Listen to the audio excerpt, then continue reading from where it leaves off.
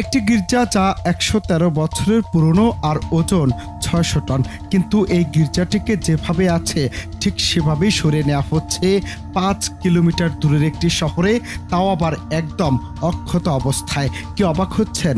এটাই সত্যি সুইডেনে ইতিহাস রক্ষার এক অনন্য প্রয়াস শুরু হয়েছে এবার।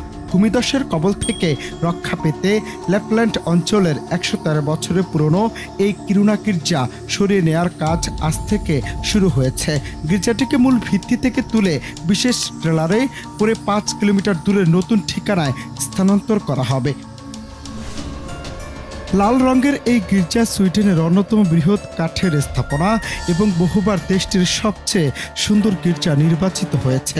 ৬০০ টন ওজনের গির্জাটি সরিয়ে নেওয়ার উদ্যোগ মূলত ইতিহাস ও স্থাপত্য রক্ষার তাগিদে নেওয়া হয়েছে। স্থানীয়রা বলছেন, এমন কাজ প্রথম হলেও দীর্ঘমেয়াদী প্রক্রিয়ার অংশ হিসেবে এটি অত্যন্ত গুরুত্বপূর্ণ। কিরুনা শহরের ভূগর্ভস্থ লৌহ খনি সম্প্রসারণ ও ভূমিধসের ঝুঁকির কারণে গির্জাটির আশপাশের এলাকা নিরাপদ নয়। খনি পরিচালনাকারী প্রতিষ্ঠান এলকেএবি জানিয়েছে ২ দিন সময় লাগবে গির্জাকে নতুন ঠিকানায় পৌঁছে দিতে।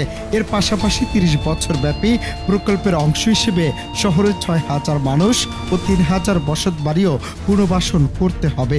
শুধু তাই নয়, প্রায় ১ শতাব্দী ধরে দাঁড়িয়ে থাকা কিরুনা গির্জার এই স্থানান্তর প্রকল্প ইতিহাসের জন্য এক নজির। স্থানীয়রা আশা করছেন নতুন স্থানে গির্জা আগের সৌন্দর্য ঐতিহ্য বজায় রেখে টিকে থাকবে। এ ঘটনা দেখার জন্য ইতিমধ্যে সুইডেনে অনেক পর্যটক আগ্রহ দেখাচ্ছেন।